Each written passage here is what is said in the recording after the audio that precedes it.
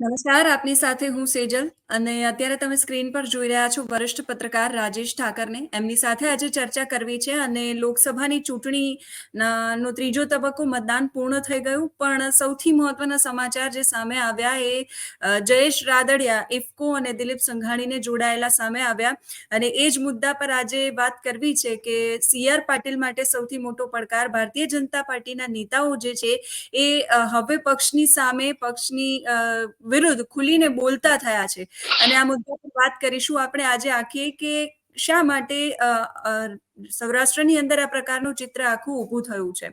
Sir, જમાવટમાં આપનું સ્વાગત છે. ઇફકોમાં ડિરેક્ટર પદ ચૂંટણી અને જયેશ રાદડિયાએ ભારતીય જનતા પાર્ટીના મેન્ડેટ વિરુદ્ધ ચૂંટણી લડી, એ જીત્યા. 113 મત એમને મળ્યા અને સામે ભારતીય જનતા પાર્ટીએ અમિત શાહના જે નજીકના માણસ ગણાતા હતા એમને મેન્ડેટ આપ્યો અને એમને 66 મત મળ્યા. આ આખી પરિસ્થિતિની અંદર ભારતીય જનતા પાર્ટીની વિરુદ્ધમાં જયેશ રાદડિયાને શા માટે જવું પડ્યું?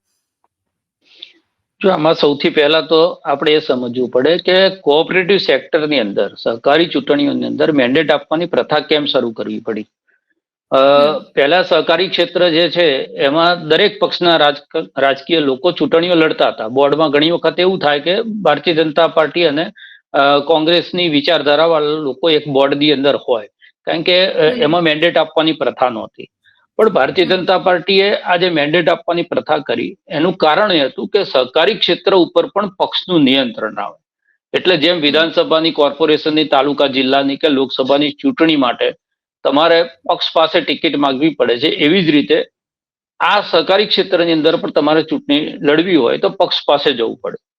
એનો હેતુ મને એવું લાગે છે કદાચ એવો હશે કે સહકારી ક્ષેત્રમાંથી લોકો પોતાનું નામ મોટું કરી અને પછી એક રાજકીય પ્રભાવ એનો ઉભો થતો. કારણ કે કોઓપરેટિવ સેક્ટરમાં જે જોડાયેલા લોકો હોય એ એની પિયત મંડળીઓ હોય, દૂધ સહકારી મંડળીઓ હોય, એપીએમસી હોય, આ બધાની સાથે જોડાયેલા હોય. એટલે બહુ મોટો મતદારોનો એક વર્ગ થાય, સભાસદોનો એક બહુ મોટો વર્ગ થાય અને એનું કનેક્શન ગામડા સુધી પોતાનું રહે અને એનો લાભ જે છે એને રાજનીતિની અંદરથી મળતો હોય છે. હવે આવા લોકો જે છે એમને રાજનીતિમાંથી સાઇડલાઇન તમારે કરવા હોય તો તમને અઘરા પડે. જયેશ રાદડિયાના કેસમાં એવું થયું કે મંત્રી હતા, મંત્રી પદ એમને અત્યારે એમની પાસે નહોતું, હવે માત્ર એ ધારાસભ્ય છે. એમને લોકસભા લડવી હતી પોરબંદરની, ત્યાં એમને ટિકિટ ના મળી અને દાખલા તરીકે ઇફકોની ડિરેક્ટરની ચૂંટણીમાં પણ એ ફોર્મ પાછું ખેંચી લે તો ક્યાંક ને ક્યાંક એમને એવું લાગે કે હવે રાજનીતિ કરતા મોટું પ્લેટફોર્મ જે એમના ફાધર વખતથી ઊભું કરેલું છે સહકારી ક્ષેત્રમાં, વિઠ્ઠલભાઈ હતા ત્યાંથી પણ એ જો સાઇડ લાઈન થાય તો એમના મૂળિયા જે છે, જેનું કારણ આ સહકારી ક્ષેત્ર હતું રાજનીતિના મૂળિયા ઊંડા થવાનું, એ ક્યાંક ને ક્યાંક જે છે એ ઉખડી જાય અને પછી જો એનો 5 વર્ષ પછી કદાચ જયેશ રાદડિયાને સાઇડ લાઈન કરે તો આ જે એની તાકાત છે એ તાકાત એની પાસે ઓછી થઈ ગઈ હોય. એટલે એમને એમ લાગ્યું કે મારે આ ચૂંટણી લડવી જોઈએ. પહેલા એમણે ફોર્મ ભરી દીધું હતું મેન્ડેટની પરવા કર્યા વગર. એટલે એ એક વસ્તુ ફિક્સ હતી કે સી.આર. પાટીલે જે મેન્ડેટની વ્યવસ્થાઓ કરી તે મેન્ડેટની વ્યવસ્થાને પહેલા જ જયેશ રાદડિયાએ ફગાવી દીધી હતી. એમણે ફોર્મ ભર્યા પછી 3 દિવસ પછી બિપિન પટેલને આ લોકોએ મેન્ડેટ આપ્યો છે અને એમાં કદાચ એવો હેતુ હોય કે ભાઈ એમની અમિત શાહ સાથેની નજદીકી છે, એમને લોકો જોવે છે અમિત શાહ સાથે પેલાથી ઘણા લોકો એના કંઈક સંબંધો પણ છે એવું કે છે. આપણને બહુ ડિસ્ક્લેમર એમાં જવું નથી, પણ એવું હતું કે એના કારણે જયેશભાઈ ઉપર થોડુંક દબાણ આવશે અને એમનો નિર્ણય પાછો લેશે. અમિત શાહે જયારે ત્યાં આગળ પ્રવાસમાં હતા ત્યારે જયેશ રાદડિયા સાથે મુલાકાત પણ કરી અને એમાં દિલીપ સંઘાણી પણ એ વખત હાજર હતા, પણ એમાં કશું થયું નહીં. એમણે ચૂંટણી લડી અને ચૂંટણી જીત્યા. આ એક ફેક્ટર ને એમાં દિલીપ સંઘાણીનો એમને સાથ મળવો સિનિયર નેતાનો, આ એક સંકેત બતાવે છે કે આ માત્ર પડકાર સી.આર. પાટીલની સામે નથી, આ પડકાર જે છે એ અમિત શાહની સામે પણ છે. એટલે પાર્ટીમાં સૌરાષ્ટ્રનું એક રાજકારણ એક જુદી કરવટ લઈ રહ્યું છે. પહેલા આપણે એવું કહેતા હતા ચૂંટણીની અંદર ગરમાવો હોય, અત્યારે ચૂંટણી પતી ગયા પછી ઓર ગરમાવો આવ્યો. અને આ જે એપિસોડ જે દિવસે બને છે એ જ દિવસે 2 વખતના સાંસદ નારણ કાછડિયા એક એવું નિવેદન કરે છે કે જે આ ઘટનાની સાથે આપણે એને કડી જોડી શકીએ કે પાર્ટીની અંદર બધું સમૂહસૂત્રું નથી. સર, એક વસ્તુ મારે એ પણ જાણવી છે કે એક તરફ એવી પણ ચર્ચા ચર્ચા ચાલી રહી કે જયેશ રાદડિયાએ આખી જે ઘટના છે એમાં પાર્ટીની વિરુદ્ધમાં જઈને એમણે ચૂંટણી લડી અને જીતી પણ ગયા, એટલે એક સેક્ટરમાં એમનો દબદબો યથાવત રહે. 113 મત એમને મળ્યા અને જીત માટે if I am not wrong 99 આસપાસ કંઈક મત જોઈતા હોય છે અને એમાં 12 મતો પણ એમને મળ્યા છે. એટલે બીજા મતો એટલે કે અમદાવાદનું ને એ બધા જે નેતાઓ છે એમનું પણ એમને સમર્થન મળ્યું છે. તો શું એવું નથી, હું એ જાણવા માંગુ છું કારણ કે આ સેક્ટરની અંદર મને બહુ જ માહિતી નથી, એટલે સૌરાષ્ટ્રના નેતાઓનું તો એમને સમર્થન છે જ, પણ જે બીજા નેતાઓ છે એમનું પણ, એટલે આડકતરી રીતે ક્યાંક છે તો આ આખી ખીચડી ભારતીય જનતા પાર્ટીની અંદર જ, એટલે અમિત શાહના જે પેલા હોય એમનું પણ એમને સમર્થન હોય એવું નથી લાગી રહ્યું ક્યાંક ને ક્યાંક? બિલકુલ આની અંદર દેખાય છે. અને 98 જેટલા મતદારોને તો 3 બસો ભરી અને પોતે જ લઈ ગયા છે દિલ્હી સુધી. એટલે આખી એક વ્યવસ્થા જે છે એ જયેશભાઈએ ઊભી કરી છે. અને એમાં એમને જે એમને મળવા પાત્ર મત હતા એ મત કરતા વધારાના મત મળ્યા છે. એનો મતલબ એ થયો કે બિપિન ગોતાએ સહકારી સેલના ભારતીય જનતા પાર્ટીને એની પાસે જવાબદારી છે. અમિત શાહ જે છે સહકારીતા માટેનું એક આખું મંત્રાલય જે અલગ ઊભું કર્યું એ મંત્રાલય અમિતભાઈની પાસે છે.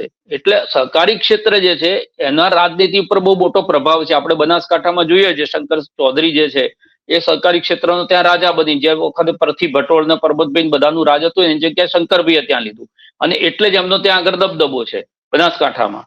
તો આ જ દબદબો પાછો લેવા માટે જે એક વખતે નરહરીભાઈના મોટા ભાઈ ઘનશ્યામ અમીન પાસે હતો તે દબદબો પોતાની પાસે આવે એના માટે સહકારી સેલના જવાબદારી એ બિપિનભાઈને આપવામાં આવેલી અને સહકારિતા મંત્રાલય જે કેન્દ્ર સરકારનું છે એ અમિતભાઈની પાસે છે અને એ વ્યક્તિને પાર્ટી મેન્ડેટ આપે છે. અને એ મેન્ડેટમાં સૌરાષ્ટ્ર બહારના પણ વોટ એ જયેશ રાદડિયા લઈ જાય છે. એનો મતલબ કે આ માત્ર જે આગ છે એ સૌરાષ્ટ્ર પૂરતી નથી. અને એમાં જે સમર્થન આપનાર જે વ્યક્તિ છે દિલીપ સંઘાણી એ પાછા બિનહરીફ ઇફકોમાંથી ચૂંટાય છે. અને તમે સમજો કે આ જે ઘટના ઘટી છે એ એના આફ્ટર શોક બિપિન ગોતા જયારે એમ કે છે એમને આભાર માનતો એક વિડીયો જાહેર કર્યો છે એમાં એ એવું કહી રહ્યા છે કે અમે આ બંને જણા જીત્યા છે અને આભાર, પણ તમે વિધાનસભામાં ટિકિટ મળી ત્યારે જીત્યા હોત તો મને વધારે આનંદ થાય. એટલે ક્યાંક ને ક્યાંક ખટાશ છે એ દેખાય છે એમની હાર પછીની. અને બિપિનભાઈને ટિકિટ આપ્યા પછી ભારતીય જનતા પાર્ટીએ પ્રયત્ન ના કર્યો હોય, કારણ સીઆર પાટીલે મેન્ડેટ આપ્યો એટલે પાર્ટી જે છે એ જ ઉમેદવારને જીતાડવા પ્રયત્ન કરે. અમિતભાઈએ પણ એમના પ્રયત્નો કર્યા હોય અને એ છતાં જયેશ રાદડિયા ત્યાંથી જીતે છે. એનો મતલબ એ થયો કે સહકારી ક્ષેત્ર, એમાં ખાસ કરીને સૌરાષ્ટ્રનું સહકારી ક્ષેત્ર, આખા ગુજરાતમાં સૌથી મજબૂત જો સહકારી ક્ષેત્ર હોય તો ઉત્તર ગુજરાત પછી સૌરાષ્ટ્રનું કહેવાય છે. અને એની અંદર જયેશ રાદડિયા દિલીપ સંઘાણી પોતાનો સિક્કો જમાવે અને પાર્ટીના બે મોટા નેતાઓની સામે ચેલેન્જ મૂકી અને એ પડકાર તો ફેંક્યો. જયેશ રાદડિયાએ ત્યાં સુધી કીધું તમારે જો અમારે રાજકારણ કરવું હોય તો મેદાન ખુલ્લું છે, તમે આવો અને કાંકરી પણ તમે ખેરવી નહીં શકો. અને એ વાતને એમણે ત્યાં આગળ સાબિત કરી. એનો મતલબ એ થયો કે સૌરાષ્ટ્રનું રાજકારણ એક જુદી પ્રકારની કરવટ લઈ રહ્યું છે. તમે જુઓ અમરેલી ને પોરબંદર સૌથી ઓછા વોટ પ્રતિશત જ્યાં પડ્યા હોય એ આ બે લોકસભા. એમાં માણાવદર જ્યાંથી ભારતીય જનતા પાર્ટીમાં આવી અને ચૂંટણી લડી રહ્યા છે જે માણાવદરની બેઠક ઉપર કોંગ્રેસની વ્યક્તિ, ત્યાં 7 થી 7.5% જેટલો વોટ ફોલ થવો. પોરબંદર જ્યાં અર્જુનભાઈ જેવા વ્યક્તિને લઈ ગયા છે એ પોરબંદરની વિધાનસભામાં 5% જેટલો વોટ ફોલ થવો. એનો મતલબ કે આ જે પ્રક્રિયા ચાલી રહી છે, જે આજે ઈલુનો જવાબ આપ્યો સીઆર પાટીલે એમ કીધું કે બધા કોંગ્રેસ ભાજપના લોકો ભેગા થઈને એમ કે સહકારી ક્ષેત્રમાં ઈલું કરતા હતા. એનો જવાબ જે સંઘાણીએ આપ્યો કે ભાઈ તમે સવારે કોંગ્રેસમાંથી આવેલા લોકોને સાંજે મંત્રી બનાવી દેતા હોય તો એ ઈલું નથી. અમે તો કમસે કમ ભાજપના લોકોને તો જીતાડીએ છીએ પ્રયત્ન કરીને. એટલે આ સીધો જે સપાટીની નીચેની જે વાત હતી એ બધી જ વાત જે છે બહાર આવી ગઈ છે અને એમાં ખુલ્લેઆમ સ્ટેટમેન્ટો થવા માંડ્યા છે. સીઆર પાટીલનું સ્ટેટમેન્ટ હોય કે પુરુષોત્તમ રૂપાલાનું હોય, એના પછી નારણ કાછડિયાએ કરેલું જે સ્ટેટમેન્ટ હોય કે આભાર માનતા બિપિનભાઈએ જે વાત કરી હોય, આ બધું બતાવે છે કે કુકડ તો ચરુ છે અને એની શરૂઆત જે છે સૌરાષ્ટ્રથી થઈ છે. એટલે લોકસભાની ચૂંટણી વખતે પણ આપણે આ જ પ્રકારનો માહોલ કંઈક જોયો હતો. એ સાબરકાંઠા હોય, વડોદરા હોય કે પછી અમરેલી હોય, ભારતીય જનતા પાર્ટી માટે જયેશ રાદડિયાની આ ઘટના બની. એટલે આ બીજી ત્રીજી ઘટના કહી શકાય ભારતીય જનતા પાર્ટી માટે જ, કે એના અંદર જ આ પ્રકારનો ઉકળતો ચરો સામે આવ્યો. સવાલ મારે એ પૂછવો છે કે આટલી બધી ઘટનાઓ પછી આજે અત્યારની ઘટના બની છે, હજુ તો લોકસભાની ચૂંટણી પૂરી થઈ છે, મતદાનને હજુ વાર છે ઘણી. જયેશ રાદડિયાની આ જીત છે એ ભારતીય જનતા પાર્ટી માટે આંખ ઉગાડનારી કહી શકાય, અને ભારતીય જનતા પાર્ટીએ આ જીતમાંથી કેટલું શીખવું જોઈએ, કારણ કે એક કહેવાય ને કે જે કોંગ્રેસમાંથી ભારતીય જનતા પાર્ટીમાં જે કાર્યકરો અને નેતાઓ જોડાતા હતા, ત્યાર પછી ભારતીય જનતા પાર્ટીના જે અંદર જોડાયેલા છે એમના માટે ગાભા મારું જેવા શબ્દો પ્રયોગો કરવામાં આવ્યા હતા.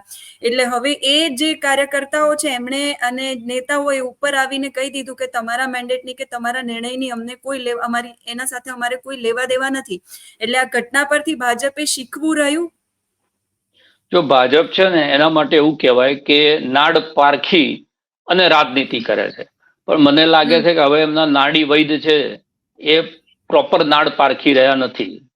પુરુષોત્તમ રૂપાલાની જે ઘટના હતી એને જે રીતે એમણે લીધી અને ડેમેજ કંટ્રોલ ના કરી શક્યા, અને એના કારણે તમે સંકેત સમજો કે ચૂંટણી હાર્યા પછી પુરુષોત્તમ રૂપાલાની માફી માંગવી, પછી તો વોટ વધવાના કે ઘટવાના નતા, પણ એ માફી માંગી એમાં એક સંકેત છે કે રાજપૂત સમાજ સાથે જે થયું એનું નુકસાન ભારતીય જનતા પાર્ટીને થયું છે.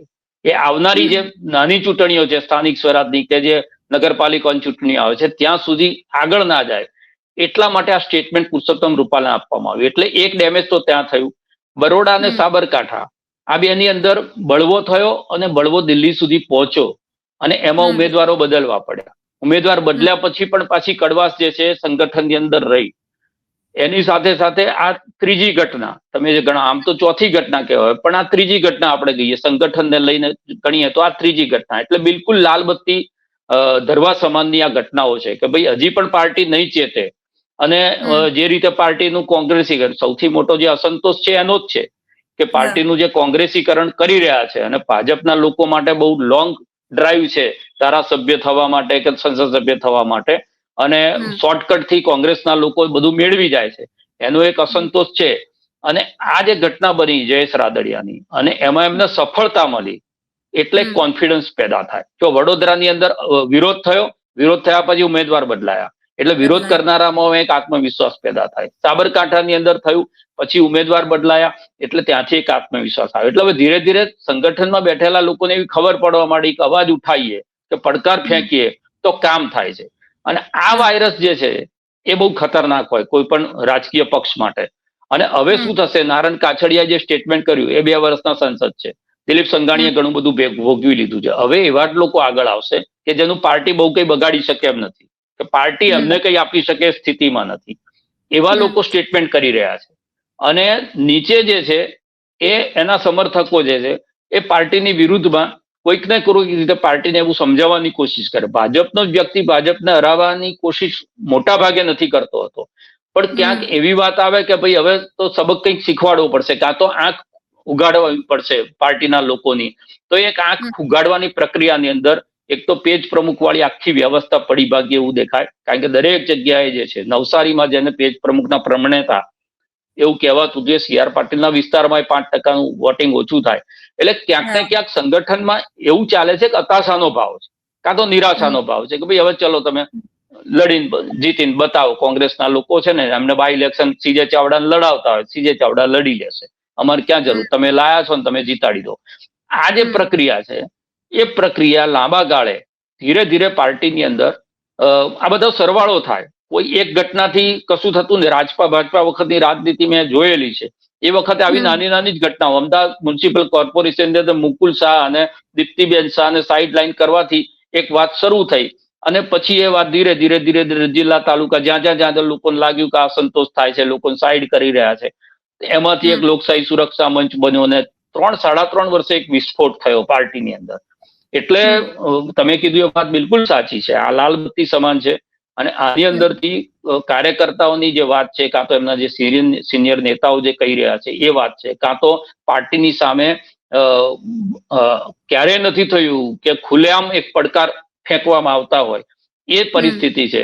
ત્યારે પાર્ટીએ બિલકુલ આને ગંભીરતાથી લેવું પડે અને કોઈક ને કોઈક રીતે આ જે પ્રક્રિયા છે એને રોકવી પડે, નહીંતર એનું જે રાજકીય નુકસાન છે. એટલે ઘણી વખત આપણે કોંગ્રેસ માટે કહીએ છીએ કોંગ્રેસ ભાજપ જીતે છે એના કરતા કોંગ્રેસ વધારે હારે છે.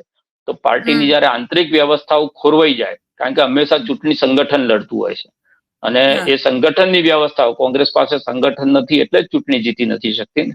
એટલે જયારે સંગઠનની વ્યવસ્થા ખોરવાઈ જાય ત્યારે પાર્ટી જે છે એને એનું નુકસાન ભોગવવું પડે.